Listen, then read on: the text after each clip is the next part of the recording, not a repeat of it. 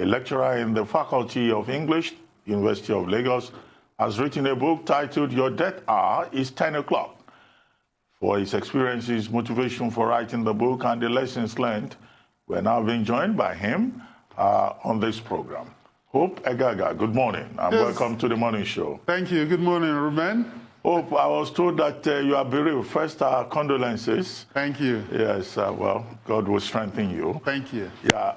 Well, I'm glad that you have now put your experience into a book form. You were abducted at the time you were Commissioner for Higher Education, right, in Delta State. And then you wrote a short story, yes, which you presented publicly. And now I understand you have put a proper fence around it. Yes. You had promised to do a play out of that experience. Yes. Is it a play that we have now or a novel? And then for the purposes of our viewers, if you could just take us back to that harrowing experience and give an account of it. Okay, yes, thank you very much for having me on the program. Yes, okay, let me give the background. But two things. The first is I've put together a collection of short stories, but the major story has to do with the kidnap. So that's one. And I'm working on the play already. This lockdown has been quite beneficial for me.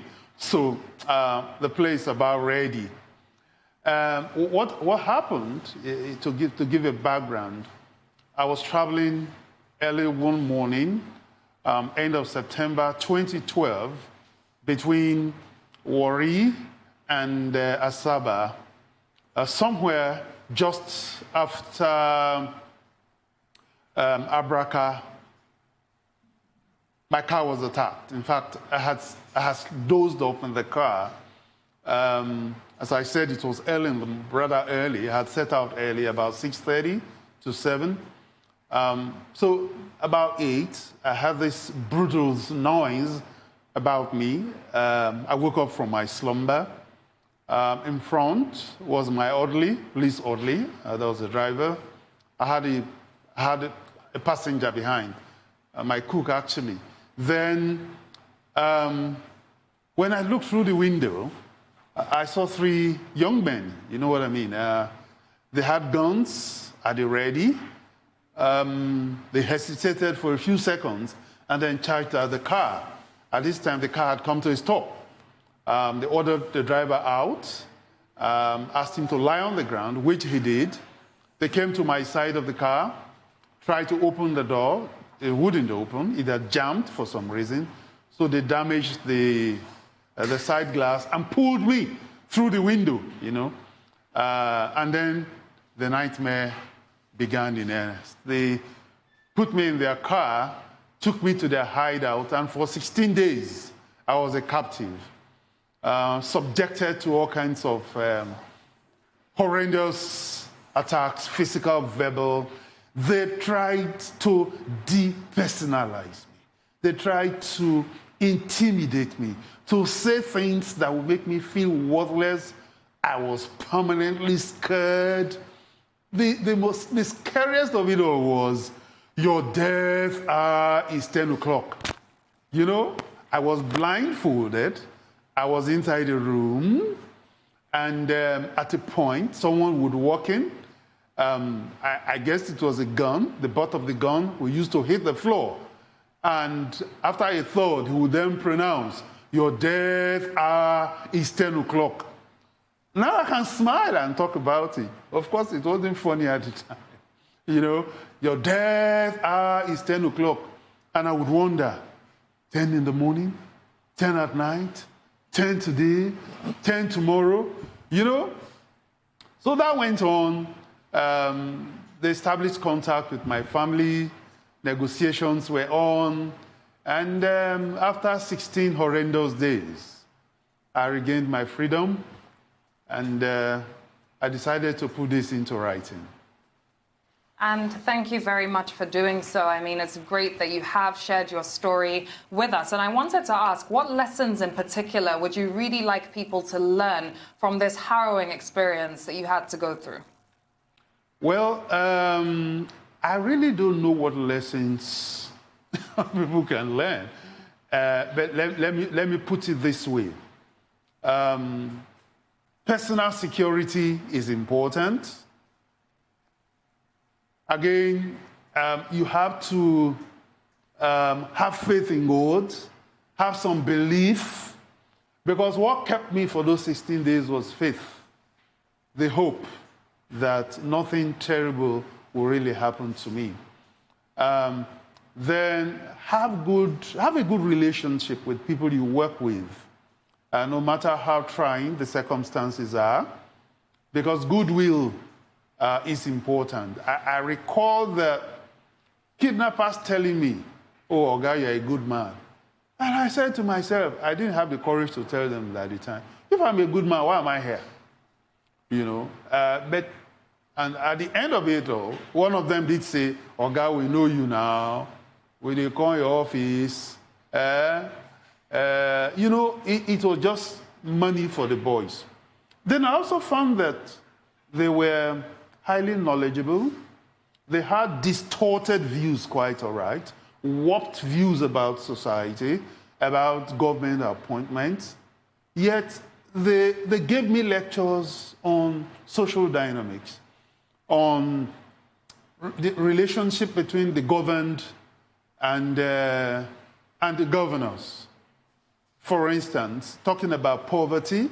At that time, the state government had just about, banned the use of motorbikes in major cities in the state. And then they were saying, how do you expect us to survive? At the time, the level of insecurity was very high, and these boys, men, were carrying out criminal activities using the motorbike.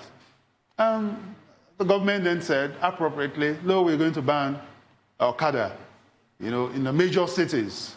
And that is what most states have done right now, as we know in Lagos, all right?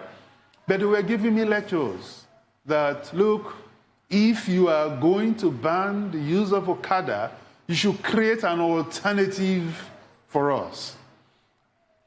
How about your primary schools? Why are you not funding primary schools? Why are you not paying teachers well? All kinds of things, So it was a one-way lecture because they didn't really want to listen to me. If I said things that they didn't like, they'll give me a slap or use a butt of the gun on my head. But I learned a lot from them. And perhaps in the course of this interview, I'll say more. Well, but let me ask you quickly. I mean, when you look back now, will you say that the abduction was politically motivated, considering the fact that you were a member of the cabinet in the state at that particular time?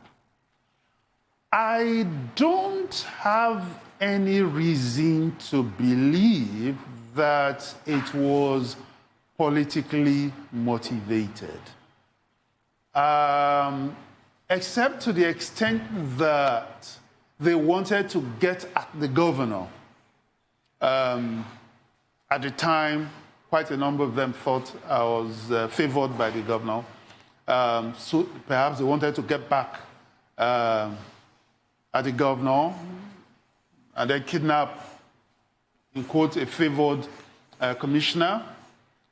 To that extent, yes. But I don't think it was that. They wanted money, all right? Because as we later found out, there was a gang that was behind kidnappings in Delta State, in the Niger Delta, well organized, with sales, as we found out later, in Port Harcourt, in Benue State, and then in Kokori, which is in Delta State. In fact, that was their base.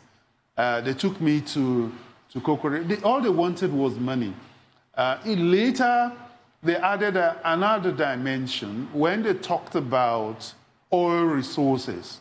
They were saying that in Roboland, we produce oil.